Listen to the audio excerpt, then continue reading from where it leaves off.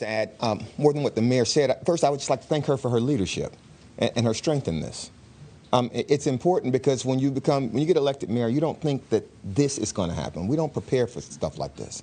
And so watching her serve and lead through this has been truly, it's been my honor to serve and lead with her because that's what leadership is. It's getting something that's unanticipated and doing the very best you can and bringing people together while you do it.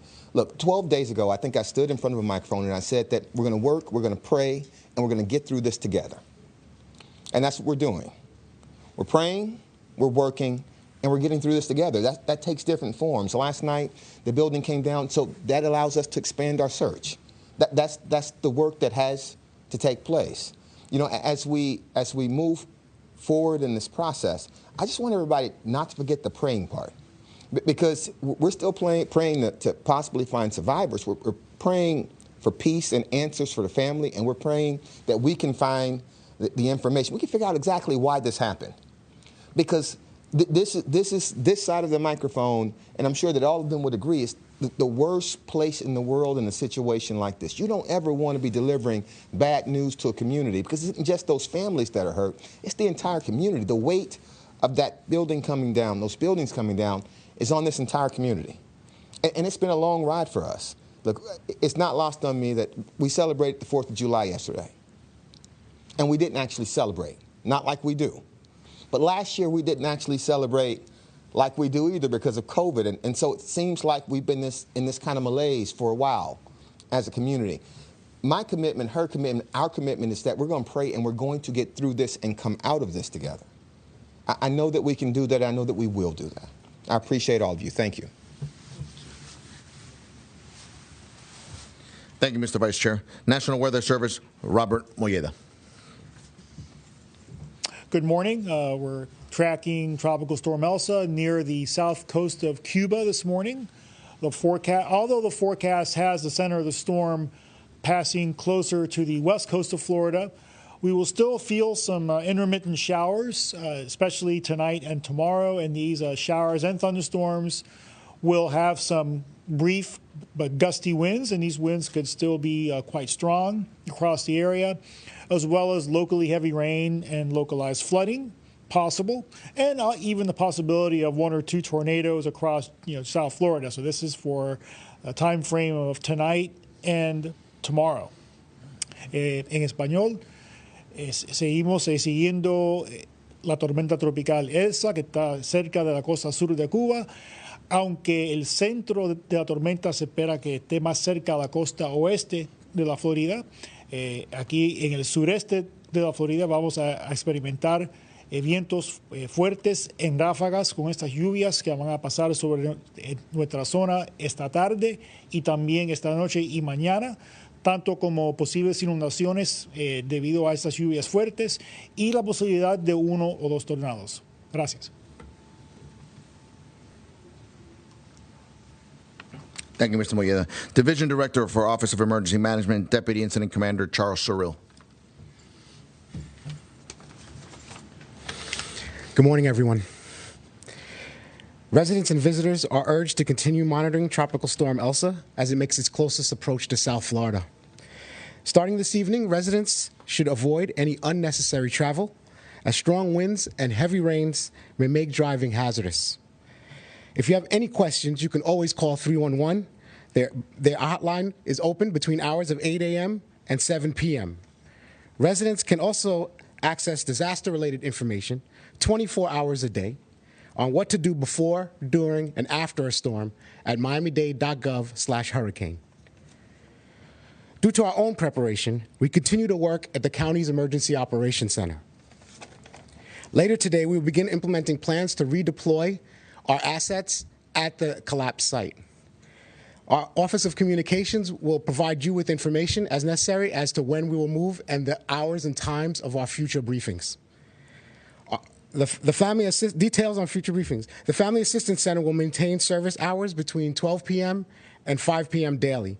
Our total number of families served to date is 127. FEMA, as we have all been in a unified command, is also supporting our efforts. In order to access information on individual assistance for families, survivors, please go to fema.gov/disaster/3560. Anyone who has been impacted by this tragedy or wanting to stay up to date with the latest information regarding our response in Surfside can visit that website that I just mentioned or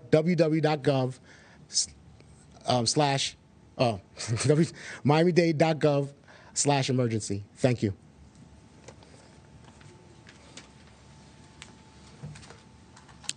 Thank you, sir. Para traducirle lo que dijo el comandante del incidente, Charles Cyrille, le voy a traducir. Residentes y nuestros visitantes se le urge que continúen monitoreando la tormenta tropical Elsa mientras se va acercando al sur de la Florida esta tarde. We have two news conferences that are unfolding at this hour. You can see that as Florida Governor Ron DeSantis approaching the mic right now.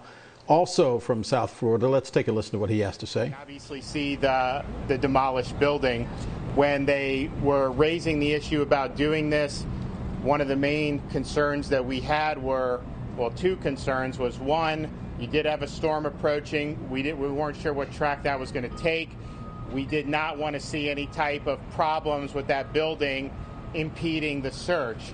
So that was one of the impetuses. The other thing is the place that was, the pile that was closest to the remaining structure was effectively inaccessible by our search and rescue people. And so when I went out there this morning, of course, the whole building's now down. They were on that pile that had been difficult for them to access, and so they're making a lot of progress with the search effort in that part. When they drew this up and told me what was going to happen, obviously made the final call. We were supportive of it. We funded it at the state level. They explained to me how it was going to happen. It would just basically fall down in place. And lo and behold, it fell down in place. If you look around there was not a lot of debris, even right after it coming down. You could still drive a vehicle down the road. And then now, you wouldn't have even known, if you had known that was there, that something had just came down within the last day. So I think it was a good effort. I think it was the right thing to do. And I think it will help us move forward unimpeded and really be able to get the job done for the families, for the community of Surfside, for Miami-Dade, and for the state of Florida. We are, at least in terms of the Surfside with this storm Elsa, the news is pretty good, pretty positive. They continue the 11 a.m. update for the National Hurricane Center advisory, moved it further west.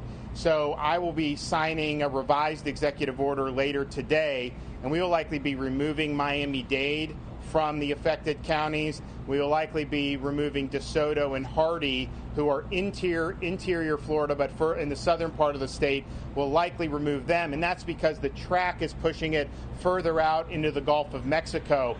On the other hand, we're going to have to add a lot of counties in the northern part of the state, particularly in the Big Bend region.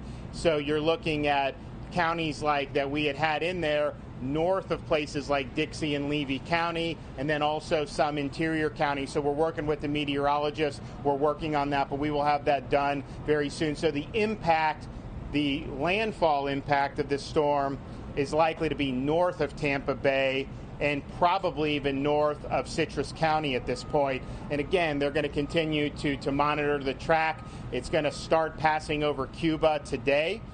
And once it gets on the other side of Cuba, we'll have an even better idea of what the track looks like. But our plan is the same. We understand that this is just part of living in Florida. We are reminding people, just if you do have power outages, and we do anticipate some power outages, if you do have those power outages and you're using a generator, please make sure that generator is exhausting outside your home and outside your garage. If that is inside a garage or inside a home, you will have carbon monoxide poisoning, and that's caused more people have passed away in Florida in the last 4 years from carbon monoxide poisoning responding to a power outage than from direct impacts of the storm. So just be smart, understand that that's a risk, and then just listen to folks on your local community about if there is a need to do any type of evacuations. We don't anticipate the need for any type of widespread evacuations based on this storm. It's going to be a strong tropical storm. If you are in certain areas, you may have a local emergency manager recommend an evacuation. And if that's the case, then heed that. But I think we're really looking at folks who are special needs or power dependent and likely wouldn't see that for a broader section of the community at this point. But we'll continue to provide updates. We're working with the National Weather Service. Obviously, we're working with all the local counties affected. But bottom line is, we're going to take Miami-Dade out. We're going to take a couple other interior counties in southern Florida out. We'll be adding a number of counties in the northern half of the state. And again, the most recent track is we're looking at impacts north of Citrus County, probably in that Dixie County area. And if we continue to see any movement beyond that, then obviously we will update people. We do not anticipate when it's in the Gulf of Mexico that this storm is just going to end up going west of Florida. That is not. Every single model is in agreement that once it's in the Gulf, there is going to be a movement back northeast.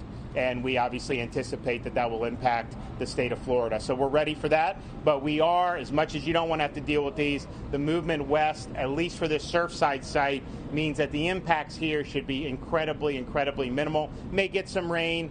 You may get a little bit of wind, but nothing like we were looking at maybe a couple days ago with tropical storm force gusts.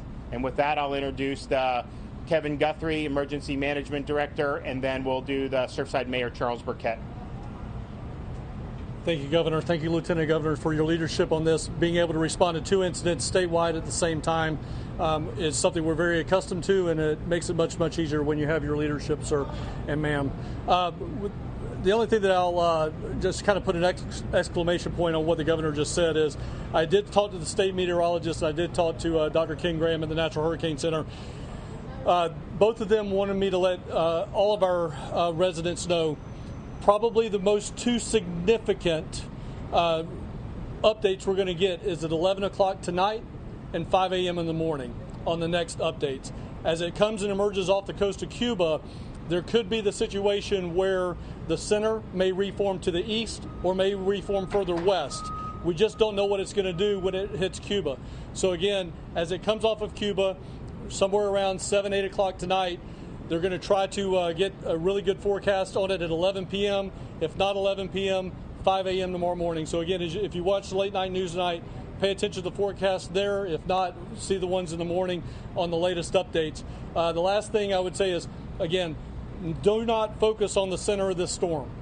Do not focus on the center of Elsa. It is going to start encountering some wind shear, and it's going to become, lopsided or asymmetrical, and it's going to push a lot of rain onto the east side of this storm. So again, be very, very cognizant of that, and make sure you look at all of the weather forecasts that come out in your local area. And again, I'll reiterate what the governor said. Please pay attention to your local emergency managers.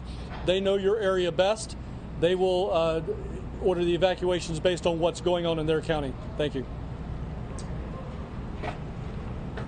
Good morning. First, I want to thank the governor and the lieutenant governor for being here, and I want to correct a serious misstatement that I made recently. I said that the governor had been here very often, almost every day. That was incorrect. He's been here every day. So I want to thank him for that. I also want to touch on a couple things that I learned from walking the site this morning early and listening to the families at the morning briefing. We have rescue crews working now in 6 different places. We were back to work 20 minutes after the demolition was completed. The demolition was executed flawlessly, and the rescue team said none of the existing pile where there are victims still was affected. Heavy equipment is now being able to be employed in the rescue effort where before it was not. That's a significant change because now our men and women who are out there on the pile can utilize that equipment because we've got millions of dollars worth of equipment thanks to Florida Governor DeSantis and the Lieutenant Governor. We've got everything we need. Operations are now moving much faster than they ever have. The only remaining potential barrier is dangerous weather, which may or may not occur. Bad weather. The search and rescue will continue for 24 hours a day, bad weather accepted, lightning specifically. The search will continue for 24 hours a day, 7 days a week, until we pull everybody out of that rubble and reunite them with their family. Again, I want to thank the governor for his flawless support here. Surfside, Little Surfside really appreciates it. The fact that he's been here every day is amazing. He's got his staff here. The Dade County Mayor has been wonderful. As a matter of fact, I want to congratulate the Dade County Mayor for her decisive leadership with respect to the demolition. I met with the governor 2 days ago, and he and I talked about the need to bring this building down in light of the storm. There was the very real potential where this storm could have knocked the building down in the wrong way on top of that pile, which would have effectively ended the search and rescue. That message I delivered to Mayor Cava. All her experts had told her it would take 3 weeks. To her credit, she went back, she talked to additional experts, and she came back 12 hours later, and now we know what happened. The building's gone, the threat is gone, the work continues, and I'm very hopeful that we're going to be seeing some miracles in the coming days. Thank you very much.